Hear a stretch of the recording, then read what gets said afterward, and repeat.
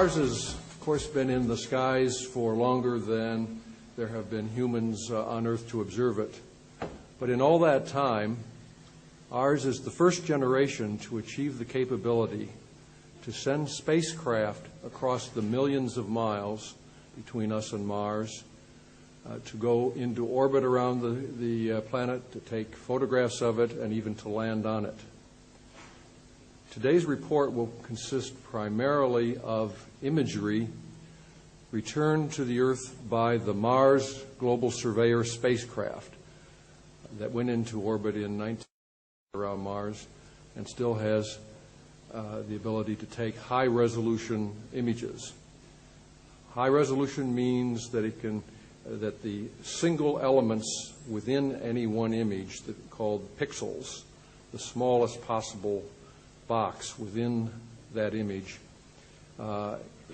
corresponds to a width on the ground of anywhere between 1.5 and 5 meters. So to calibrate that a bit, it means that you could see things the size of buildings. You could see things, if you were photographing Earth at that revolution, you'd be able to see motor vehicles moving around. You could even theoretically see a person, although it would be just a single pixel, or if you stretched out, maybe two, so there would be no resolution. But that's the kind of resolution we have in these images. These are all images from the spacecraft, so they're official NASA images, and they are all available on public domain official NASA websites. Now, the portions I'll be showing you today are extracted from the original images to concentrate on the area that interests us, and they have been processed. Now, I should explain very carefully what that means. Just as when you use a camera, you set the length of exposure, you focus it, and so on. You do settings to make it appear more reasonable to what the human eye would like to see. We do the same thing with spacecraft images. That's because the spacecraft camera has a much wider range of brightnesses that it's sensitive to than the human eye, and contrast that it's sensitive to. So it's necessary to bring those within the range that the human eye can perceive, so that the images we look at are more closely resemble what the human eye would see if actually present at Mars. And so when we use the computer to globally adjust an image in brightness and contrast, we are simply bringing it into the range of human vision, and we are not in any way changing the content of that image. You could selectively apply brightness and contrast to individual parts of an image. That would be cheating, and that could change the overall appearance. We haven't done that. These are just global changes, the kind that are generally recognized in image processing as what is necessary to bring it into human vision range. Moreover, the general character of the things that we'll be seeing have been selected out of over 100,000 high-resolution strips from Mars as ones that in some way impressed us as anomalous, or generally of the character that if they had been images taken of the Earth from orbit, there would be little cause to doubt, or the leading explanation would be human activity. But of course, these are pictures taken of Mars, and so there's a great deal of controversy about what is the simplest explanation, and whether the idea of artificiality, the intelligent activity, is even allowed in that sequence, or is it to remain forever an extraordinary hypothesis? Well, I'll spend the first little bit of this presentation laying the background for that, because if we can show to a reasonable certainty that just one image or just one artifact, potential artifact on Mars, really is artificial, that is made by intelligence rather than natural, a product of nature. If we can just do that once, then that makes the interpretation of anything else on Mars as artificial no longer extraordinary. So that means that not every image we show has to stand on its own 2 feet as definitely artificial.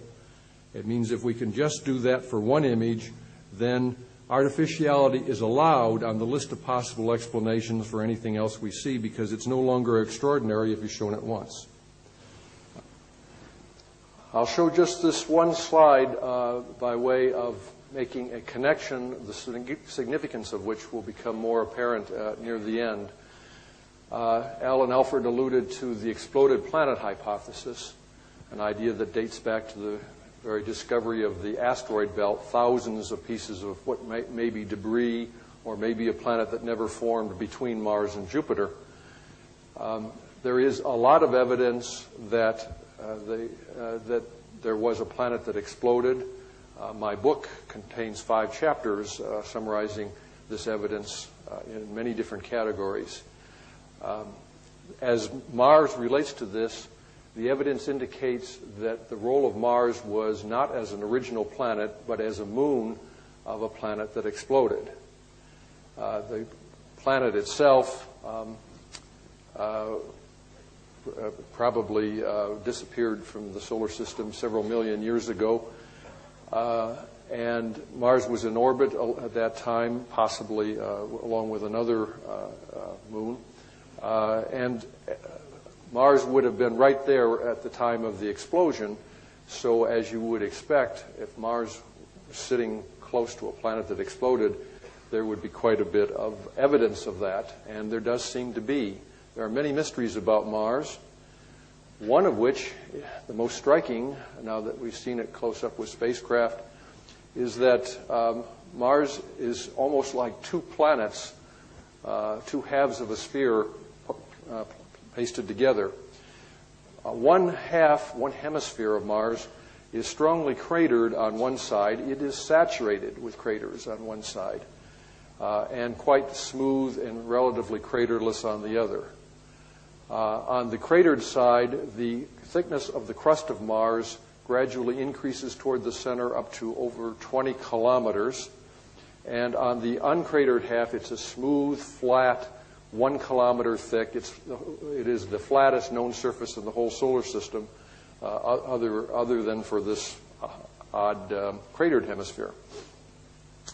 The geographic or spin pole, not the magnetic pole, the spin pole of Mars is known by planetary geologists, nothing to do with exploded planets or the story I'll be telling you tonight. Just straight planetary geologists discovered evidence that the spin pole of Mars changed drastically at least once, possibly twice in the past, and that it tipped as much as 90 degrees rather suddenly, because there is no evidence of intermediate pole positions. The tie-in with what I was alluding to, the being in the face of the explosion, is that if you explode a moon that's in synchronous orbit, keeping one face toward the planet, and put all this extra mass on one side of it, just as if you put a weight on a spinning top, it's going to tip over and the spin axis is going to go through where the extra weight is. So that's what you would expect to happen to a planet that was near a major explosion. The original dense atmosphere of Mars, for which there's plenty of evidence that it was once thicker than Earth's present atmosphere, is now mostly gone. The present atmosphere is only 1% of Earth's, nearly a vacuum. And there are on a list of over 24 items, I've just mentioned these highlights. There's xenon-129 detected in the atmosphere of Mars, which is a fission byproduct requiring a massive explosion, and there's an excess of it on Mars, more than is seen elsewhere in the solar system.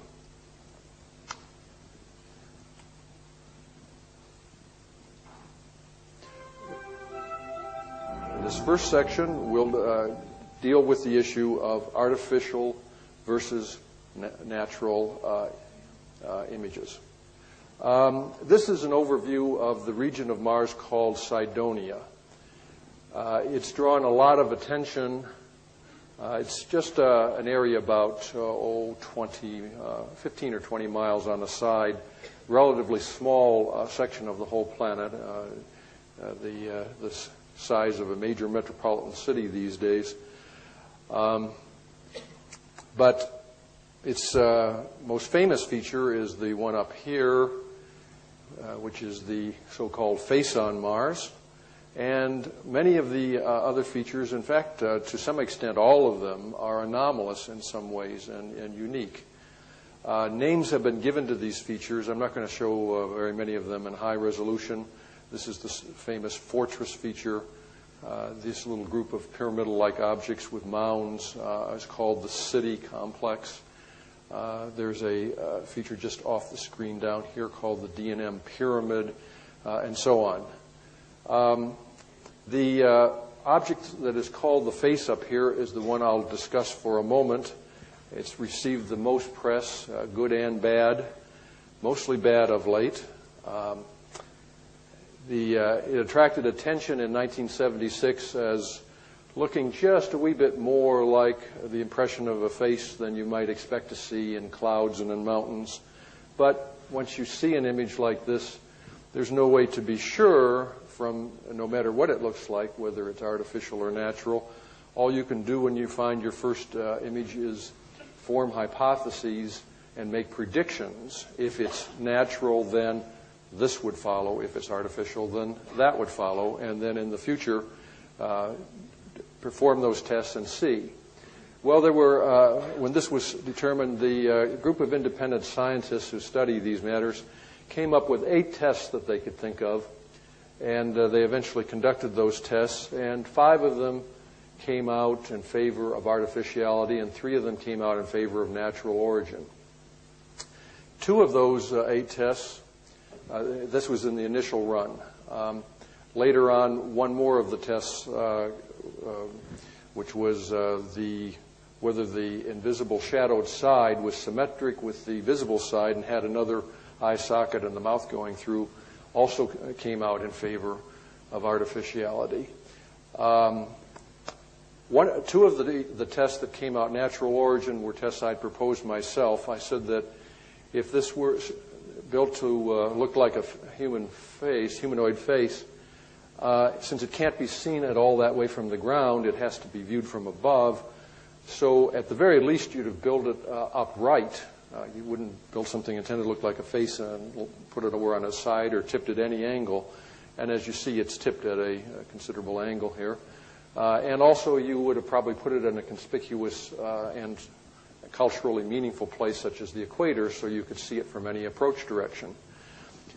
But at 41 degrees north latitude, it was neither of those. It appeared to be random and artificial. I kind of had to eat my words in 1976. Up to that point, I had been an advocate for keeping an open mind, not taking a position. In fact, the well-known Richard Hoagland, who's an advocate of artificiality, had expressed a willingness to bet me at 100 to 1 odds that this would turn out to be an artificial object built by intelligence. And I was in a discussion one day on the internet, again defending the idea that we should keep an open mind till the evidence is in, and one of the conventional astronomers spontaneously offered to bet me or anyone at 100 to 1 odds that this was a natural object. Well, recognizing an opportunity when I see one,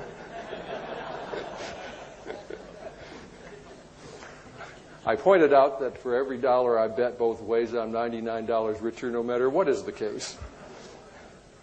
But this to me was an object lesson in not letting your emotions dictate your views. Clearly, somebody was not being objective here, at least one of the 2 sides. But in December '96, I was on a radio program discussing why Comet Hale-Bopp did not have a companion, and the origin of comets, and I mentioned the exploded planet hypothesis and how the most recent such explosion apparently took place 3.2 million years ago. And a caller, or listener rather, wrote me email, and he said, he asked a very interesting question. He said, if you're right about all that, there's this area on Mars called Cydonia, and it has this famous face in it. And if that thing is artificial, it had to have builders. And maybe that explosion event you talked about 3.2 million years ago was what did in the builders' civilization. And he said, you also mentioned a pole shift, which would have happened right at that time of that explosion, which meant, by this line of reasoning, the face had to be built before the pole shift. And he said, so where was the face on Mars before the pole shift? And I thought that was a very interesting question, and I understood its significance immediately. So I went to my globe of Mars, and I put my thumb on Cydonia, and I put my finger on the last known position of the Mars geographic pole before the present one. And as nearly as I could rough it out by eye, it was roughly 90 degrees. So I said, well, darn, I'll have to calculate this out. So I plugged in the coordinates in the computer and calculated the angle between the old pole and the present face on Mars. Came out 90.1 degrees. That's an interesting angle. That means it's right on the old equator. Well, I contained my excitement for a moment. I said, wait a minute, there's another part to this test. It also has to be upright with respect to the old equator. And I've drawn the old equator in here with the white line. And as you can see, the face is indeed quite upright with respect to it also. In fact, it's within 2 degrees. So both of my tests now registered artificial, if you follow this line of reasoning, that it was merely built before the last catastrophe. This was a bit of a shock to my system, because I appreciated the fact, one, that the odds were 1,000 to 1 against that being an accident, and two, that even though I was very uncomfortable going there, that the intellectually honest thing to do was to say I was no longer justified in sitting on the fence, but had to say that there was now reason to suspect artificiality in the face on Mars, such that it ought to be a priority for future imaging.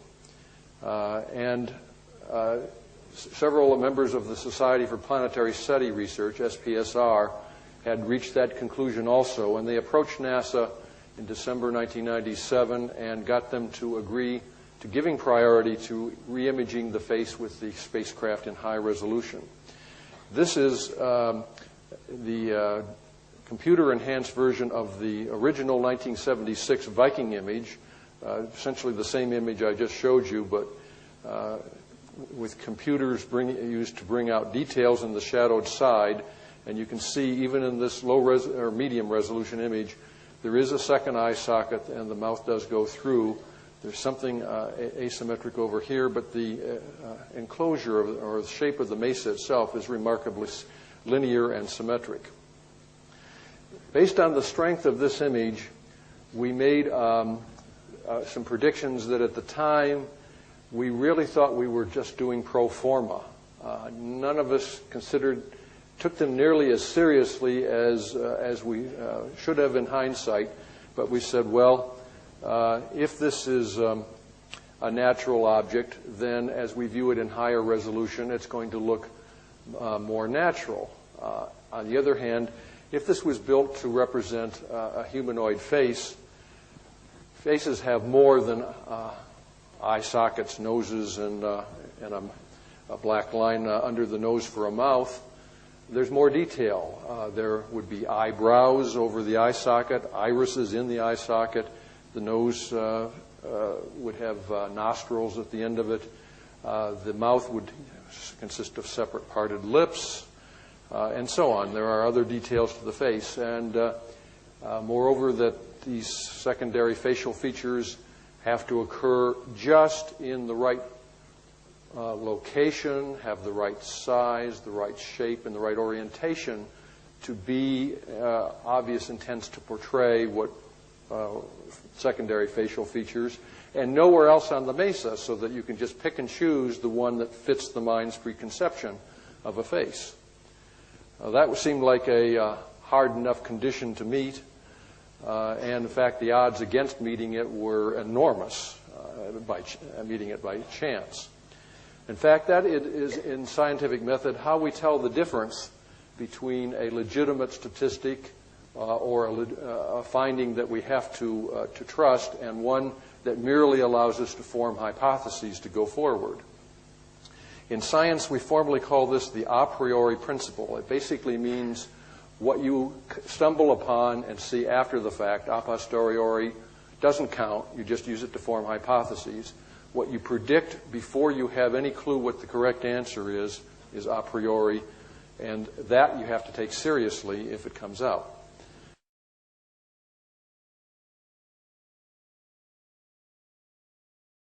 So the a priori principle is that the odds of something arising by chance are significant if calculated before any evidence of its existence is known, and a posteriori, the opposite, the calculated odds of something already found arising by chance really apply only to the next instance. That's because lots of million to one, billion to one, even trillion to one coincidences can and do occur in nature, and they're found all over the place. Accidents do happen. In fact, part of randomness includes regularity. If something were claimed to be a random data set and it didn't have some regular patterns in it, it wouldn't truly be random. Just to give one illustration I sometimes use to bring out this point, if you had a deck of 52 cards and deal them out amongst 4 players, say to play bridge, each player gets 13 cards. There are 13 cards in each suit. So take spades, for example. If you've been dealt 13 cards and you pick them up and they're all spades, you're going to say, wow, this is a very unusual hand. In fact, the odds against being dealt all 13 spades, the only 13 in the deck, are 635 billion to 1 against. So you say, well, I just got all spades. Can I conclude then that the deck was fixed or there's been some cheating here? Well, maybe so. You could have your suspicions, but no, you couldn't prove that because, as a matter of fact, every single deal you get of 13 unique cards, the odds against getting those particular unique cards are also 635 billion to 1. And if you'd specified them in advance, that would be the odds against getting that deal. So every deal that you get is a miracle at 635 billion to 1. Contrast then the case where you pick up the hand, you see all spades, and you wonder. Versus on the other hand, let's say I sit down at the table and I say, you haven't dealt those cards yet, but I predict that I'm going to get all 13 spades when I pick up my hand. Then the cards are dealt. I pick up my hand and I have all 13 spades. You can be very sure that was no accident. So that's the difference between the a priori and the a posteriori. So when something is predicted in advance, as these secondary facial features on Mars were, they can be considered significant. And the predictions were specifically eyebrow, nostrils, iris, and lips with the correct size, shape, location, and orientation. We worked out the odds against each of one of those occurring by accident and then combined them all together. And then, except for the iris shape, a circle, no similar features exist in the background that would allow us to pick and choose. So then this is the spacecraft image, the actual data as it came down from the spacecraft. Now this may not bear much resemblance to images you've seen in the media, and I'll explain that difference in a moment. But this is the actual spacecraft data. Now this image was taken under very unfavorable conditions.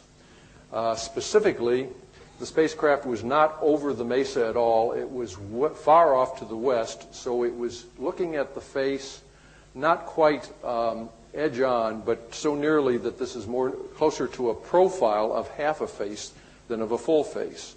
So you see that the left eye socket is this huge area here, and the right eye socket, we can just see the far corner. It's hidden behind the nose ridge. That's because of our very slanted, angled viewing perspective. We're viewing from the side, not above. And the other thing is that the lighting was extremely unfavorable. Basically, the sunlight is coming from down in this direction, and as you know, if you hold a flashlight under your chin, a human face looks rather distorted and almost grotesque when illuminated in that way. So the lighting conditions were unfavorable to seeing this, what might be there also. Nonetheless, we were startled to see that over the west side eye socket there was a triangular feature that could conceivably be a sculptor's attempt to represent an eyebrow. That in the eye socket there is a circular feature that could be an attempt to portray an iris, that at the end of the nose there are two circular features that could be attempts to portray nostrils, and that the mouth feature did indeed consist of parted lips. When we put all this together and some skilled computer graphics artists worked on this, and their expertise is such that they were very, very careful in doing what I'm going to show you now. They were very careful not to do anything to this image that would in any way change the content of the image, but only change the viewer's perspective of it. So specifically, the artist simply attempted to use the computer. This is a standard feature built into image processing programs such as Adobe Photoshop. Any of you can purchase on the market. You can change the lighting, the direction from which the lighting comes for a feature, and you can change the angle at which you're viewing it. Now that requires knowing three-dimensional information about the image, but we have that because we have images from the face taken at several different viewing angles. This is what so the artist began with a negative of the image I just showed you. And let's see. Now, if I can, what I'm going to do is start this animation. It's a very short animation. It'll be over before you blink an eye. This is just a sequence of images put together in an animation that show the lighting change being made step by step very quickly, and then show the reorientation of the face to an overhead viewing angle. So here it goes. There's the lighting change, and there's the adjustment to the overhead viewing angle. And this is the computer's reconstruction of what it would have looked like from that viewing angle. Now, this is the image that was released to the media. It doesn't even look anything like the original raw data. What happened here? Well, that's a very good question. Fortunately, this is not part of a conspiracy or anything that the Jet Propulsion Laboratory, the JPL, that runs the spacecraft for NASA can be faulted on in the sense of engaging in any kind of cover-up, because they have placed on their website the original raw data for the spacecraft and this image and the exact recipe used to get from one to the other. They don't say why they did this, but they do explain exactly how it was done. The answer is that from the raw spacecraft data to get here, we pass the raw image through a high-pass filter, then pass it separately through a low-pass filter, and then average those two images. Well, each filter takes out quite a bit of detail, and then when you average them, that smooths it out even more. And when they released this image, it was accompanied by a lot of verbiage to the effect of, obviously this is a pile of rocks, and that's really a joke that anyone would take this seriously, which is not very scientific. Here from Adobe Photoshop is the exact definition of a high-pass filter to give you an idea of what they were doing when they did this. Retains edge details where sharp color transitions occur and suppresses the rest of the image. The filter removes low-frequency detail in an image, useful for extracting line art and large black and white areas from scanned images. What business do they have applying that filter to this object? I think that the answer is they didn't really have any legitimate business doing that, but as nearly as I've been able to piece together the story from colleagues and from my knowledge of the way it works inside JPL. I spent 3 months there a couple of decades ago as a consultant. The image was shipped up to the JPL image processing lab, which probably put it through every image processing trick they knew, including every filter they knew, just to see how things looked and what detail it could bring out. Then along came the JPL Public Information Office, which had the mission, and I'll give them the benefit of the doubt, they probably thought they were doing the right thing because, to quote the astronomer in charge of the spacecraft imagery, Michael Malin, and this is his message to the astronomers when he presented this image, he said that his team and he personally resented being ordered to take the image because it was a slap at the integrity of the scientists involved and a waste of public funds. That was their viewpoint going in before the image was taken, and they were resentful of it. And I think that thinking they were doing the right thing by putting this down so that the public didn't get the wrong idea that there might be something here worth pursuing, the Public Information Office came in, looked over the images, and said, we see the one we want that'll give the right impression. This will kill the story. And, of course, they released that, and it did kill the story. I think it was not for conspiratorial reasons, but out of a belief they were doing the right thing. But God save us from people who think they're doing the right thing for us.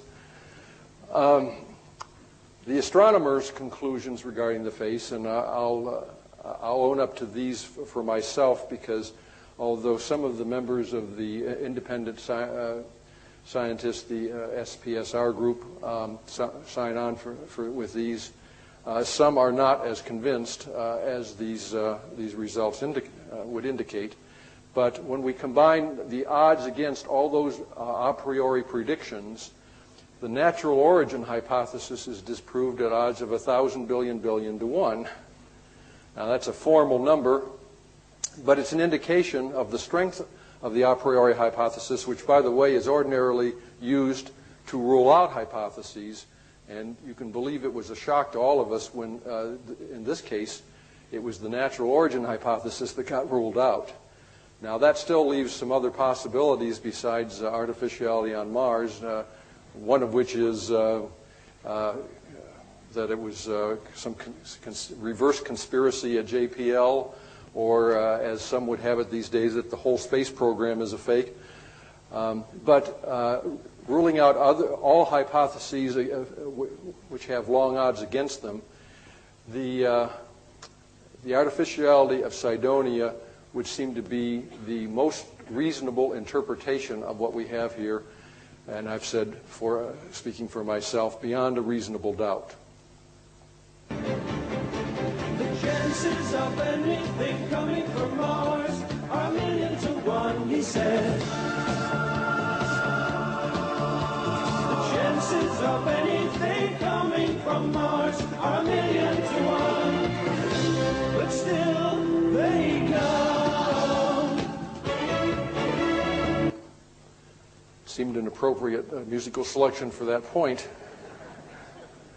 I also like this quote from Stephen Goldberg: "The consequences of a claim that something is true are entirely irrelevant to the issue of whether the claim is true." In our next section here, first let me do the title slide.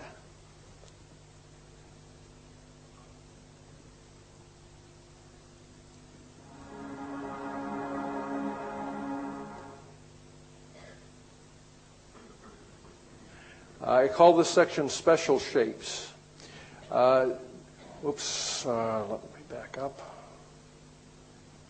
This is the only image that is not of Mars in this presentation.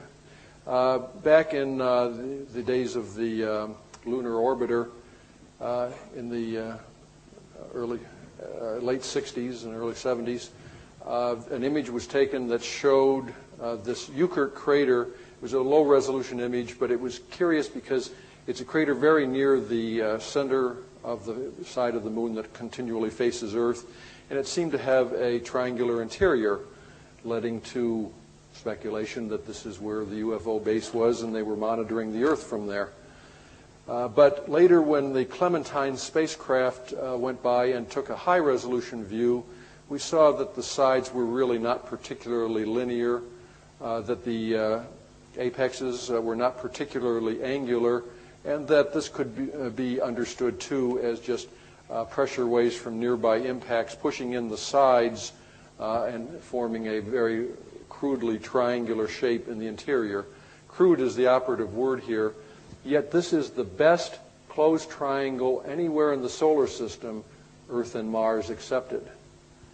By contrast, on Mars, we have hundreds of triangles much better than Euclid. Here is one that I'm showing you, just a sample of many of its class. Curiously, a regular feature is that there's a crater at one apex of these triangles. Here's a raised triangle. Very odd to have a plateau in the shape of a triangle. Here's a curious set of embedded triangles, an inner set, another set. I'm sure you can still make out this one. A little too dim for this reproduction system is there are two more levels of triangles, all with a common apex, 6 embedded triangles in all that we've been able to trace, and a crater again at the apex of this triangle. Not only triangular shapes, but pyramid shapes too, 4 and 5-sided. This is the D&M pyramid in the medium resolution Viking images. Remarkably triangular faces on this fellow. And subsequently were able to bring out some detail in the shadowed side. This is an Odyssey image showing this odd feature over here.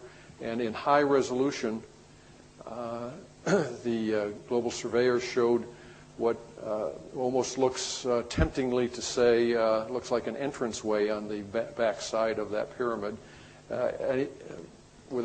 Never mind the association, which is much too speculative. This object is certainly one we'll want to have a close-up look at when we have ground truth capability. This is, looking at the image on the left here for a moment, this is a wide field, low-resolution view of an area of Mars that has some curious angular-looking features all lined up in an L shape. Rather regular, non-random distribution. This white box here is an outline of where the Mars Global Surveyor came by and took a high-resolution view. Even though there are 100,000 of these high-resolution strip images just like this one, Mars is a big place, and we've only photographed 0.1% of the surface of Mars at high resolution. Notice that this high-resolution image just goes over part of one of these blocks, whatever they are. And here it is here in the high-resolution view. This is just that block part of that image. It looks rather pyramidal with nice angular, triangular faces. Well, I don't have to tell you that if you randomly select, and it was randomly selected, one object out of a field of objects that look rather angular, and it turns out to be a nice pyramid, what are we to make of the others? We'll be anxious to see someday. But as the title there suggests, it may be quite an interesting field of objects. And if there are small enclosures in them with manuscripts, as Alan Alford suggests, wouldn't we like to read those? Here are some interesting craters. Unusual because they're relatively high, sharply flat-bottomed with high rims and flat tops to the rims, and a very unusual raised feature, teardrop-shaped feature in the interior. There is probably no other feature quite like this anywhere in the solar system, except another crater about 10 kilometers away, shown in the inset down here, which has an almost identical raised feature, and it's its virtual twin. Look how flat-topped that crater is and how steep the division between the base, the flat floor, which you can tell is flat by the uniformness of the gray, and the steep walls. Spacecraft is viewing this at a slight angle. You could go skateboarding around the top of that crater. It's so flat. And the identity of these objects is remarkable. Here's some very other unusual shapes. We'd love to know what this object is. The size of the crater itself is about 1 kilometer across. This is hundreds of meters in diameter, bigger than this auditorium. So it's not a golf ball that got stuck in the pit. This looks like a shatter pattern, the kind you usually only get in crystals, ice, or glass. What's it doing on Mars in an area where there's no ice clearly present? Very unusual shape here, rectangular, circular center, arrow-shaped tip. And look at the shadow it casts, stair-step shape. Here's a group of odd white stripes in a caterpillar shape. Very unusual features that seem worthy of note. This can be seen either as channels or as raised. The correct interpretation is channels because the sunlight is coming from this direction. If you work on it, if you're getting the opposite view, if you work on it, it's possible to flip them. If not, you just need to invert the image and you'll get the opposite view. A lot of these images have raised or depth ambiguities, and you have to know where the sun is to resolve that. But if that's a water-carved channel, the water-carved things don't ordinarily end in T's, do they? And this one over here, again, look how steep the walls are, how flat the bottom is. Craters are made by explosions, not by excavations. So ordinarily, the smooth bottom goes up to the rim, and you expect to see material on the outside. And you can't get a crater this elliptical by impact, even a grazing impact, because of the same reason. The crater is made by explosion, not excavation. And so you can get a slight ellipticity from a grazing impact because of the momentum of the explosion, but not something that elongated. So what formed it? So switching then to another category of images. This is called spots, tracks, and vegetation. Oops, sorry. Didn't mean to repeat that. Here is an area, let me just, this is a low-resolution view showing several craters, including this large one. This is where we'll focus our attention for the moment, because we have a high-resolution strip image here in the white box that came out across the desert floor, down the crater wall, and out over this, this dark area here. Let's see. Notice the weird dark shape here. Our strip image just samples that dark area here. And when we look at the high-resolution strip image, there is nothing to see in this part. It's just sand, some undulations in the sand, some small craters of no significance. Then it gets darker as you go down the wall of the crater. And you go out on the floor of the crater, and you come to this dark area, and what do we see in that dark area? We see this.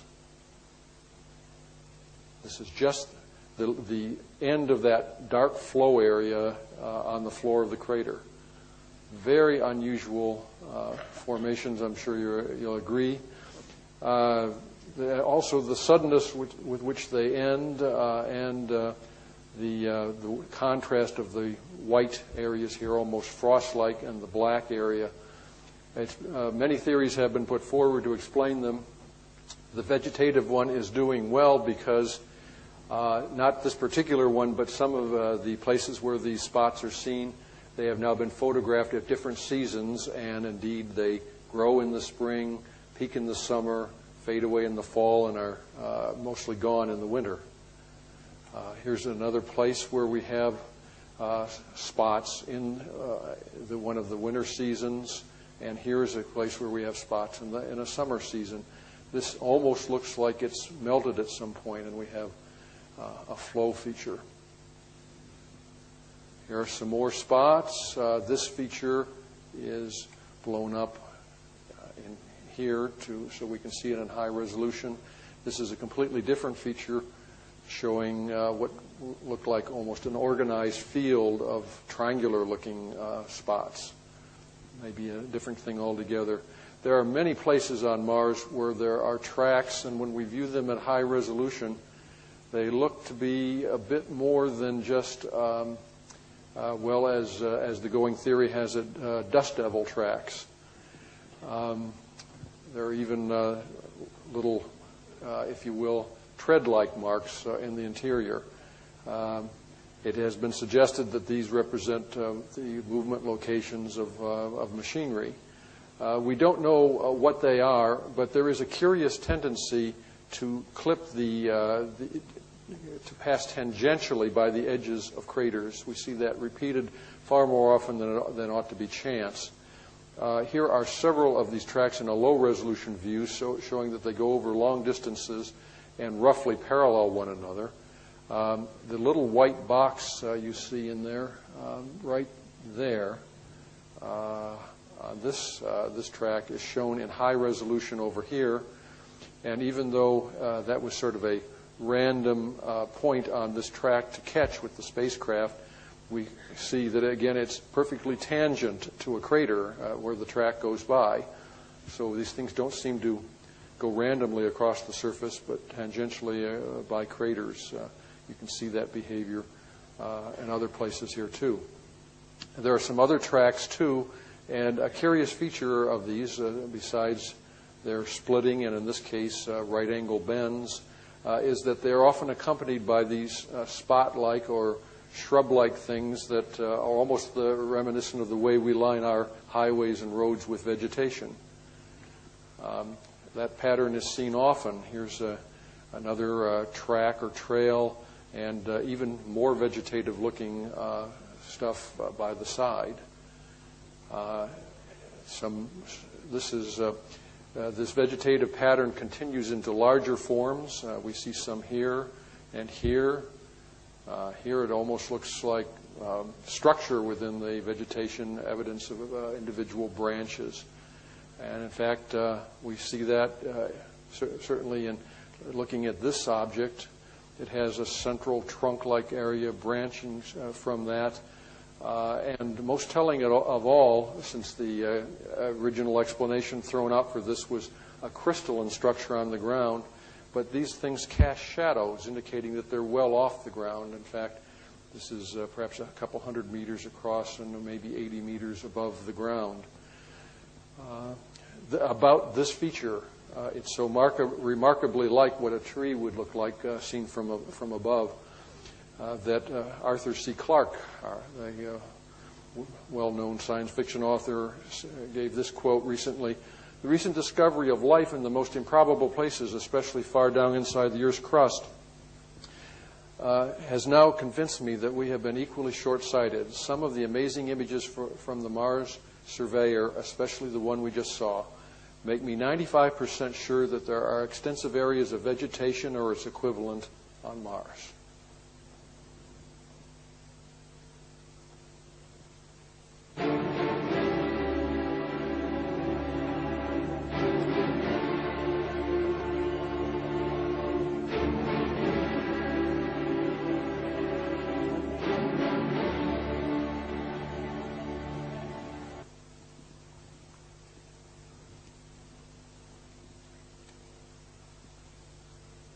In this section, see if I can get the title to come up. Yes, all right.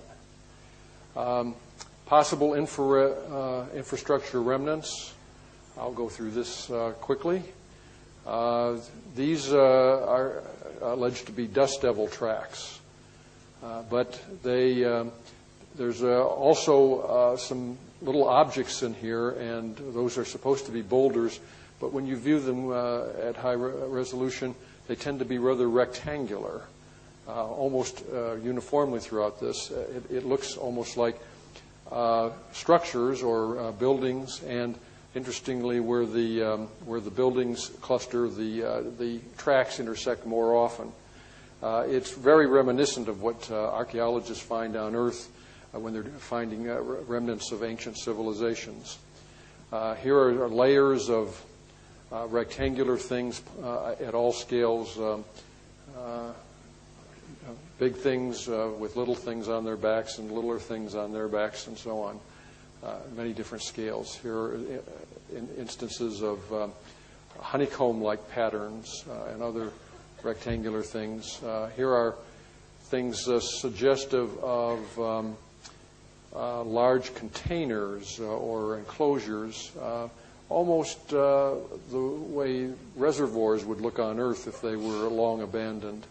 In fact, there are things that look almost like viaducts with tread marks across them, separating the various reservoirs, if you will. Here's a valley. Okay. A place with an area that's blown up over here has quite a few rectangular and high reflectivity objects within it. A field of triangles that are not at all randomly distributed but tend to line up in arcs or curves and then have linearity to them. It's been suggested those are obelisks casting shadows, but does that make them any less anomalous? All right, our second last section here is patterns and symbols. This contains a couple of interesting items I'd like to show you. Here is a view of a hexagonal crater, and in it we notice some interesting white stripes in the interior of the hexagonal crater, and happen to get a later view at higher resolution. It's almost as if that's where they wrote "Made on Mars." Notice these white striped things on the exterior too. Here are some objects that look very symbolic in character, as do these, but I'll show you the best example we have yet. This is the area right behind the D&M pyramid. Notice this V-shaped object and the dark markings right above. I've blown that up in higher magnification here. V-shaped object, dark markings. We see other dark markings over here. Concentrate on the dark markings. This almost looks like a capital B. This one looks like a P. This one looks like an A. This one looks like an F, possibly followed by an A. These are, I showed these because they're rather Romanesque. Some of the others are not at all recognizable or look like things from other alphabets, but there's a limited number of ways you can make alphabetic characters from a few lines and circles. This was the best we had without doing any tricks with the imagery.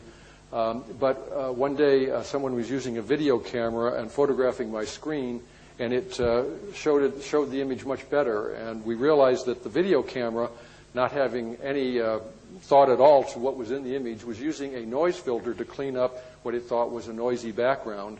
And when we did the same thing with the computer, it cleaned up the image nicely, showing that indeed the objects that look symbolic in character do show up rather distinctly from the background. The debate is obviously furious about whether or not these are real symbols or chance artifacts of nature.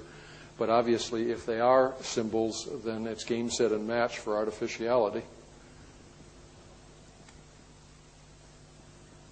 This section is about glassy stripes and tubes. And I'll just show you a few of these. When these are just barely in contact with the surface, we see these parallel white stripes in many places on Mars. But wherever the surface is broken and fissured, we see what lies below, and it's these glassy tube-like objects.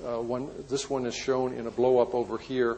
The white stripes are what we see on the surface, but they are glassy because faintly through them you can see that the stripes go all the way around, and they're translucent. You can see through them. This looks like a specular reflection of sunlight, which would mean that it's not natural materials, but highly reflective materials. Here again, you can see the glassy character and the striping character. There are many examples of these here, and these on a mesa at Cydonia. You can see that they cast shadows. Here they network. They're perpendicular here. They're seen in many sizes here.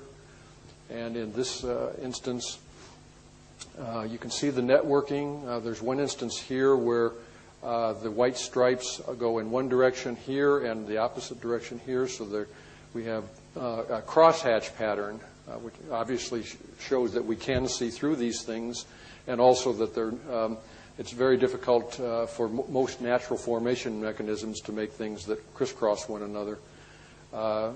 Here is a case where the tube seems to be broken by this object, and this is a collapsed tube, and this is an intact tube that's severed at this point. This is an artist concept. Coloration always indicates artists have had a go at it. Artistic imagery, a very controversial area, as you might imagine. Here's a shape in context and cut out. Looks a bit like a seahorse. You'd say, well, that's pretty imaginative. But actually, it's from an area in which there is a kind of dividing line, like a watermark level. And above that, you see things like the stripes here suggestive of a waterfall, of glaciers, of mountains, of a sky with stars in it. Things below look like aquatic things. There are many images suggestive of aquatic creatures, such as this dolphin. And they're all one of the things that suggests artificiality to these things, rather than just imagination, is the relationships to one another. They're organized. There's an aquatic area, there's an insect area, a mammal area, and so on. This is another object from one of those areas. This on the left is the original image, and on the right it's artistically enhanced to see what's there because it's very subtle. It's overblown with a lot of sand or dust. But notice that all those features are really there. It's very subtle, but what's interesting about it is that we only see one of these on all of Mars or in all of the solar system, and this object is located immediately adjacent to the face on Mars. There's also a female image there. It's as if there was an attempt to portray man, woman, and child. Again, context and relationships add to the story about artificiality. Here's another facial profile image, artistically enhanced over here with coloration. Yet another one. This one is rather amazing. Here's the artist's view to guide the eye. But over here is amazing detail and depth of detail. So detailed that over the eye there are actually 5 radial eyelashes. The better, closer you look with this, with a magnifying glass and a great computer image, the more amazing it becomes. And this also an image from Mars on the side of a hill. Again, this image was photographed because there were some anomalous-looking building-like objects just off to one side, and we had no idea this was there. We just wanted to see what was in that direction because the building-like objects went off to one edge. And this is what we found in that direction. Now we come to the conclusions.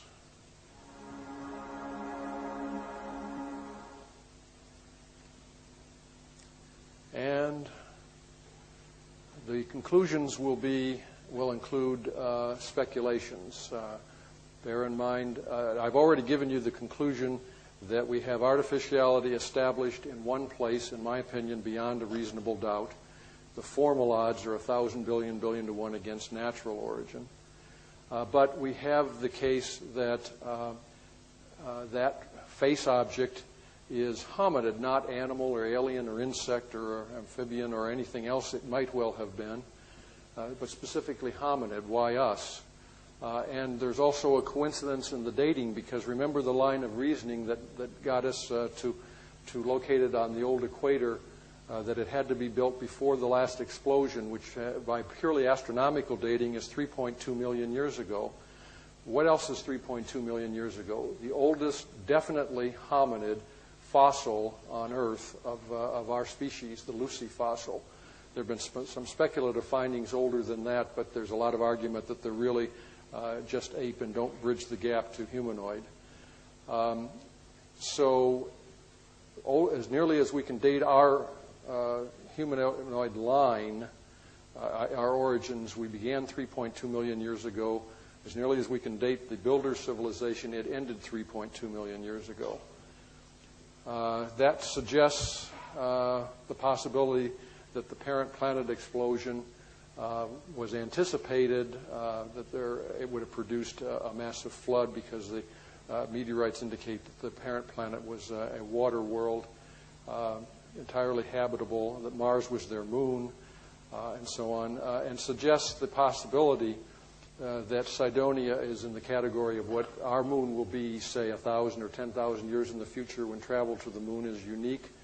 There will be lots of scientific and communications and exploration work on the surface, wanting to attract funds. There will be tourists wanting to go to the moon. They'll first go to a space station, orbit the moon, get the overview. The places on the surface will learn to build attractions to attract the attention of those going over in the orbiters. And there's the possibility that that's the reason behind this kind of building on Mars. Theme parks, if you will, or museums of possibly of things on the Earth, possibly of the home world. One can't help but notice the resemblance to the most ancient traditions in all the ancient writings and all the cultures on Earth. Between this scenario we're deriving purely from Mars imagery and astronomical lines of evidence, and this throwaway remark that Paul Davies noted that when you take away light and dark, the daily cycles, mammals, especially primates, tend to revert to a 24.9-hour day. And I end with Winston Churchill's quote, "Man will occasionally stumble over the truth, but most of the time he will pick himself up and continue." And the last slide shows references of where you can find out more about the story, including the website that has many of these images on them and the links to the original NASA images. Thank you very much.